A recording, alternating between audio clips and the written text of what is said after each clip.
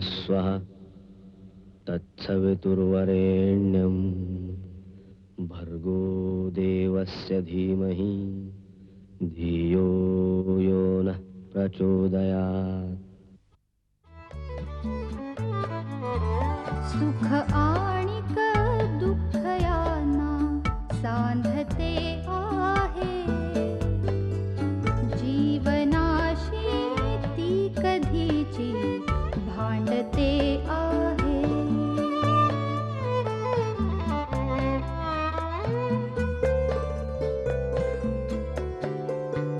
दोन डोळ्यांनी मुक्याने बोलताना ती वेगळे काहीतरी बघ सांगते आहे.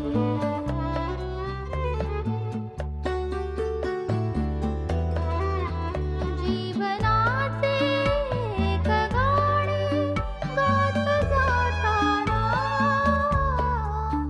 वेगळीशी चाल त्याची बांधते आहे. जीवनासाठी जणू ही अकस्मिता सुखाणिक दुःख वेडी अवंतिका.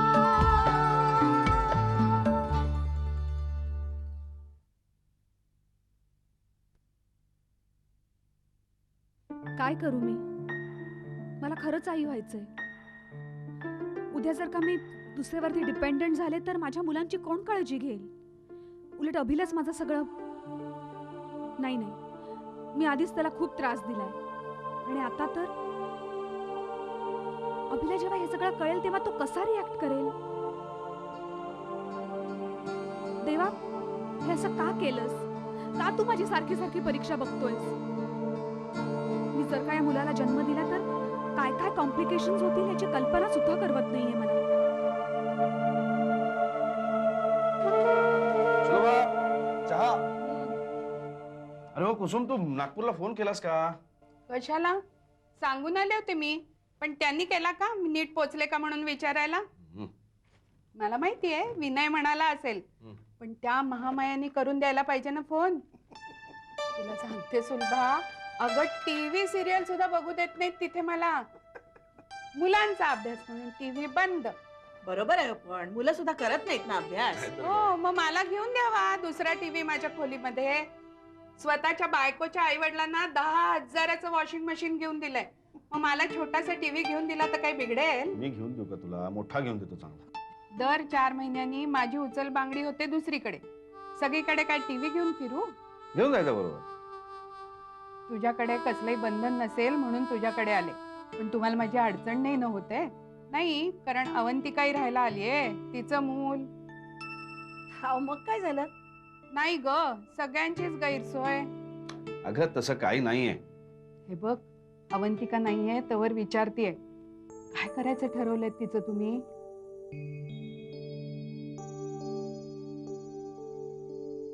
आई, बाबा, अरे काय? मस्त झालं माझं प्रेझेंटेशन. कसलं ग? PhDचं.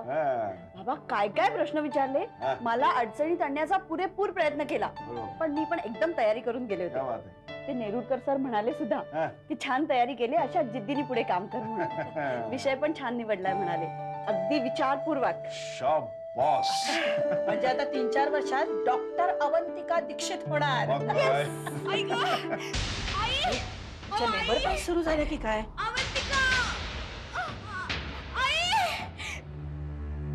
बराच वेळ लागतोय नाही? पैलट करीन आहे ना, कधी कधी 12 तास सुद्धा लागतात. बापरे, मला सलीलचंच कौतुक वाटतंय. म्हटलं होतं आम्ही लेबर रूम मध्ये बसेन म्हणून, बरंच बसला. पण वाट पाहताना वेदना होतातच की. किती वाजले रे? अर्धाच तास झालाय फक्त. वेळच जात नाहीये. मी असं करतो, कॉफी सँडविच काय घेऊन येतो. कॉंग्रॅच्युलेशन्स. अहो पेढे आणा पेढे. कॉंग्रॅच्युलेशन्स काकू, तुम्हाला नातू झालेला आहे. बरं झालं ग बाई, सुटली एकदाची. ए सलीलच्या सासूबाईंना कळव, त्यांना जाम आनंद होईल. हो खरंच. बाबा मी आत्या झाले. आर्याला कनूला तनूला भाऊ झाला की हे चल चल चल बघून येऊया. तुम्ही पेढे आणायला ते जाताय ना? नंतर आधी त्याला बघून येऊया. चल चल चल लवकर. काय ग कसं वाटतंय? थोडस थकल्यासारखं वाटतंय पण खूप आनंद झाला. वेगळंच वाटतंय मला काही. सलील कुठे गेलाय ग? काही औषध आणायची होती, डॉक्टरांनी पाठवलं त्याला. कसा छान झालाय ग, गोरापान गुटगुटीत. अगदी सलीलवर गेलाय. माझ्यासारखं नाही दिसत आहे. दीक्षितांवर गेलाय. बोलून साठेबाई दिले इतके नाही नाही, म्हणजे साठेबाईंवर आपलं साठ्यांवर गेला अगदी.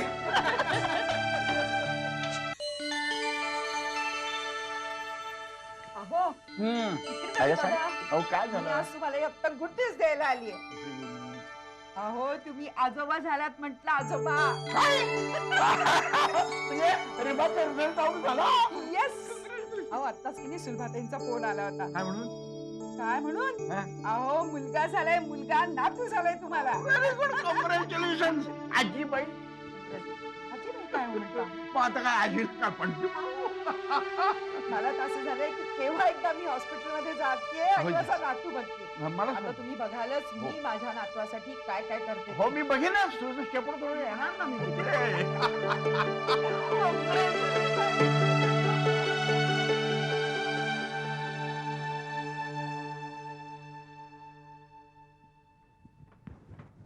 अभि बाबांचा फोन होता.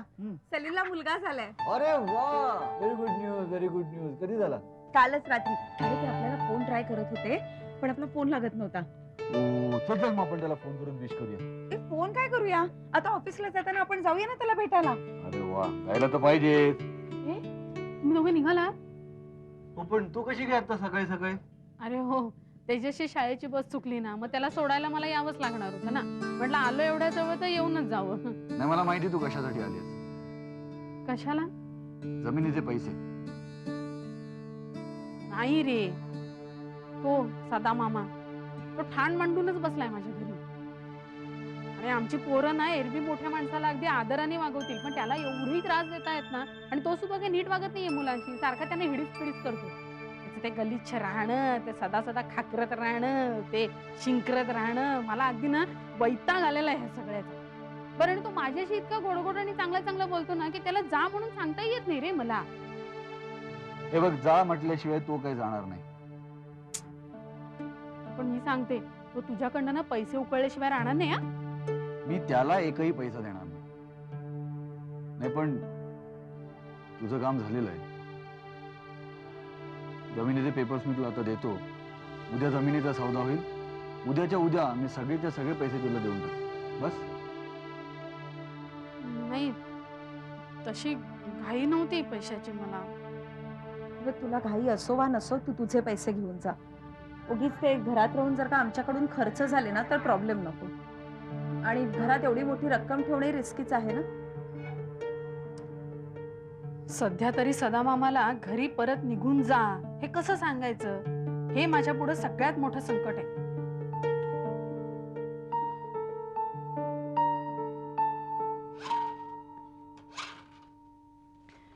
बरं झालं ग बाई, टेन्शन गेलं, सुटका झाली हो हिची व्यवस्थित. घ्या पेढे आणि बर्फी. अगो बाई, बर्फी कशासाठी? नातू झाला म्हणून पेढे आणि तुला आवडते म्हणून बर्फी. छान, चांगले लाड करतोयस ना बायकोचे. तुला काय आवडतं सांग. बघ, विसरलास ना. मला वाटतं मी रसमलाई पण आणली. काय सांगतोस? आणि बरोबर डायबेटीसच्या गोळ्या आणल्यात ना. हे बघ, एवढा तुमच्या वंशाला दिवा आलाय, मग तोंड नको का गोड करू मी माझं. हे बघ, मी डायबेटीसची गोळी घेणार आणि गोड पण खाणार. घरातला पहिला वैला नातू. अगं पहिला नातू आर्य. हे बघ, पण तो जहागीरदारांच्या वंशाचा दिवा, हा दीक्षितांच्या.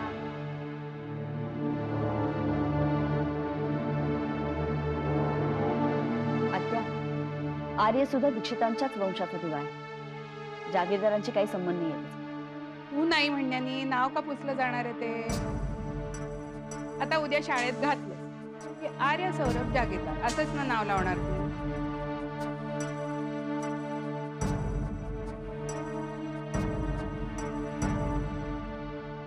नाही, आर्यचं नाव मी आर्य अवंतिका दीक्षित असं घाल. ऐकलंस अरविंदा? अरे आईचं नाव लावतं का कोणी? का नाही? आईचं नाव लावणारा आर्य काही पहिला नसेल, कितीतरी लोक लावतात. आता मुळात मला सांग, मुलांनी वडिलाचंच नाव लावलं पाहिजे किंवा वडिलांच्याच वंशाचा दिवा म्हणजे मुलगा, हे कोणी सांगितलं? अगं साधी गोष्ट आहे, जी आई मुलाला जन्म देते तिचं नाव लावायला मुलाला लाज वाटेल? आता तूच मला सांग, तुझ्या मुलांनी जर तुझं नाव लावलं असतं तर तुला आनंद नसता झाला?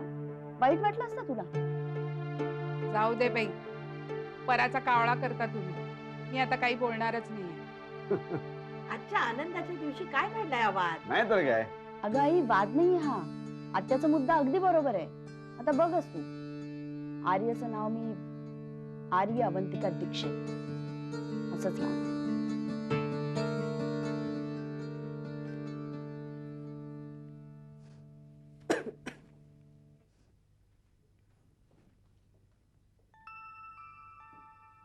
मयू, हे बघ तुझा युनिफॉर्म प्रेस करून आणलाय.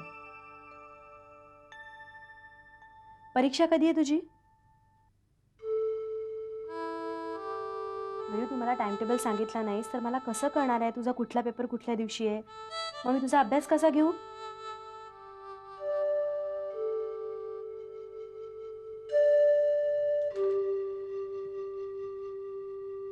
मयू, तुला काय झालंय?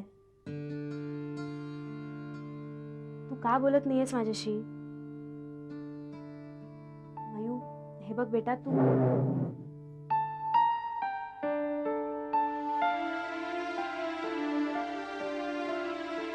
काय झालंय हिला? ही बोललीच नाही तर कसं कळणार हिच्या मनात काय चाललंय? शेखरला सांगितलं तर तो हिच्यावरच चिडेल आणि मग सिच्युएशन आणखीन वाईट होईल. मयूला वाटेल की मी तिची कंप्लेंट करते. काय करू मी? काय आज एकदम खुश दिसताय तुम्ही? हो मग, सलीलला मुलगा झालाय, मी आत्या झाली, आत्या. अरे वा, कॉंग्रॅट्स आत्याबाई. थँक्यू. आमच्या घरी जाम गडबड गोंधळ चाललाय. माझी आत्या आली नागपूर. हो, तू म्हणाली होतीस मला. चला, सलील घरी आल्यामुळे माझ्यावरची एक जबाबदारी पूर्ण झाली. मी ठरवलं होतं, सलील जर नाही परत आला ना तर आईबाबांजवळच राहायचं, त्यांना एकटं नाही पडू द्यायचं. पण आता काय? निखिल, मला सारखं असं वाटतंय की मी माझं वेगळं स्वतंत्र घर करावं. काय? नाही म्हणजे तसा मला प्रॉब्लेम काही नाहीये, मला कोणाची अडचणही होत नाहीये, पण सारखं असं वाटतं की माझी कोणाला तरी अडचण होण्यापेक्षा. अवंतिका, काय बोलतेस तू? अरे आता हेच बघ ना, परवा माझी आत्या आली राहायला. कितीही नाही म्हटलं तरी घरात जागेचा प्रॉब्लेम होतोच ना. माझ्यामुळे कुणाची गैरसोय होऊ नये एवढंच वाटतं मला बस. अगं, आत्यांचं काय, त्या कधीतरी जातीलच ना. God knows. आणि फक्त तेच एक कारण नाहीये निखिल. अरे किती दिवस मी अजून आईबाबांच्या पंखाखाली राहणार आहे? शेवटी माझं मला एकटं स्वतंत्र आयुष्य जगायला शिकायला पाहिजेच की कधीतरी.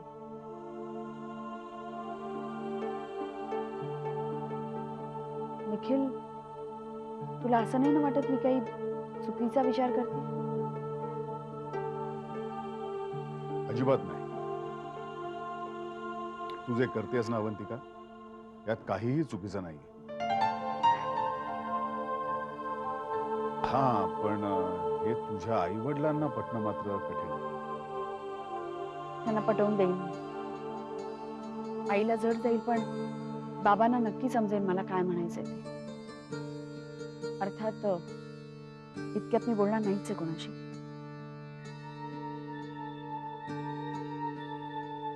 निखिल, तुझ्या ओळखीचं कोणी इस्टेट एजंट आहे? Estate agent? हा, म्हणजे ज्याने मला घर आणि क्लिनिक करता जागा मिळवून दिली होती तो आहे एक जगदीश नावाचा. जगदीश गुप्ता आहे ना? हा, तोच जगदीश गुप्ता. माय गॉड, अरे तो यायचा पाटेकर अंकलच्या ऑफिसला. अच्छा, ग्रेट. पण माझ्याकडे नंबर नाहीये त्याचा. माझ्याकडे आहे ना, मी देईन. बघू आता आहे का. नाही, हा, डायरीत असेल, देईन मी. ओके, पण आठवणीने दे. नक्की. निखिल हम्म. थँक्स. कशाबद्दल? मला एवढा सपोर्ट करतोस त्याच्या. अच्छा, यू वेलकम.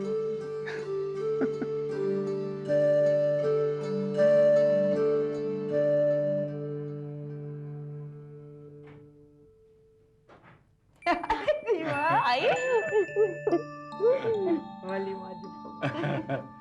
कशी बेटा तू? ठीक आहे बाबा. Oh, so glad. आणि बच्चा कुठे? बाला नर्स घेऊन गेली. आई मला काय आनंद झाला माहितीये. मला काय वाटतं ते सांगता सुद्धा येत नाहीये. अगं सुलभाताईंचा फोन आला ना रीमा, तर आम्हाला एवढा आनंद झाला म्हणून सांगू. आणि मी यांना म्हटलं की आता काही झालं तरी रीमाला आपल्याकडे घेऊन जायचं चांगलं महिनाभर. पण आई पण बिन काही नाही, तू आमच्याकडेच यायचं. हो ना? नाही आम्ही येऊ ना तुझ्याकडे. अगं महिन्याभराचा तर प्रश्न आहे. मी काय काय प्लॅनिंग केलंय म्हणून सांगू तुला. आई मला नाही येता येणार ग. म्हणजे सलीलला ते नाही आवडणार. मला माहितीये तुझ्या बाबांनी माझ्याशी बेट लावली होती ना, की काही झालं तरी रीमा आणि सलील आपल्याकडे राहायला येणार नाहीत म्हणून. आई ग रागवलीस? अगं इतक्या चांगल्या प्रसंगी मी रागवीन का? गंमत केली तुझी.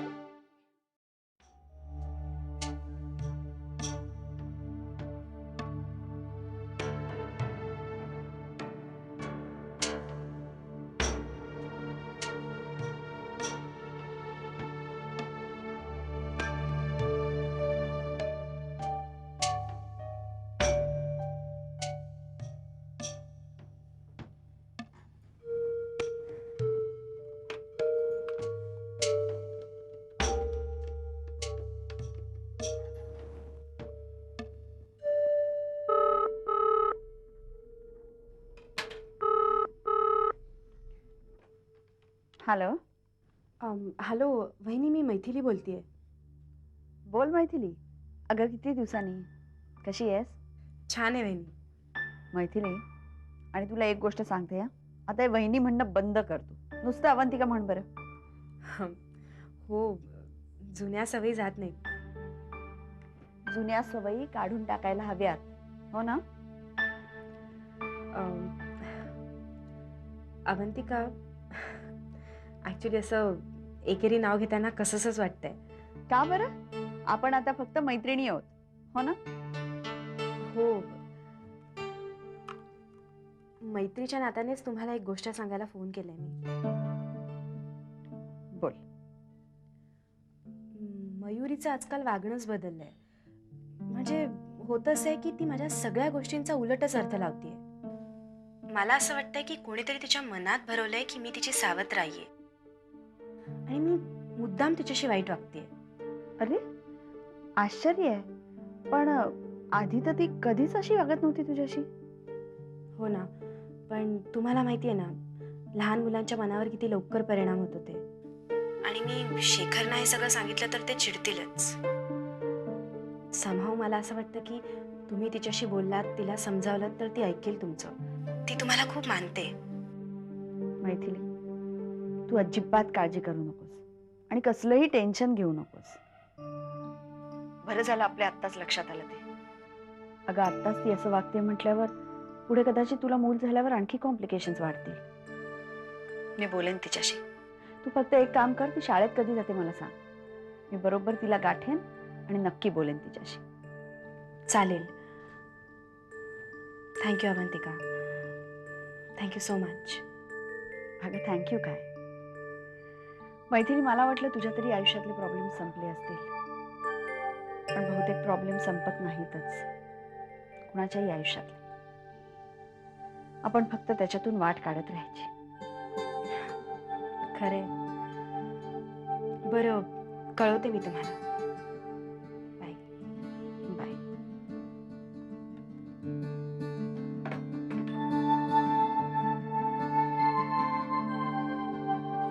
ऐकलत का? हॅलो.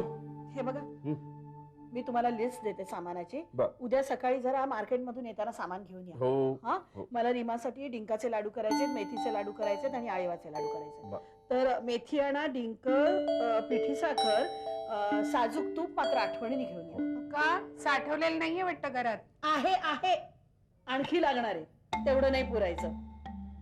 वेलदोडा घेऊन या आणि खारीक, बदाम आणि ओवा, शोपा, खोबरं. हो, ओवा, शोपा आणि खोबरं हे सगळं जी लागतं. बाईसाहेब. अहो, आता असं काय करताय? अगं, आणतो बाळंतीण गं. आहे घरात म्हटल्यानंतर 4 जिन्नस वाढायचंच ना हो. सगळं आणतो, तू काही काळजी करू नकोस. उद्या सकाळी हे सगळं सामान तुझ्याकडे हजर असेल. बस.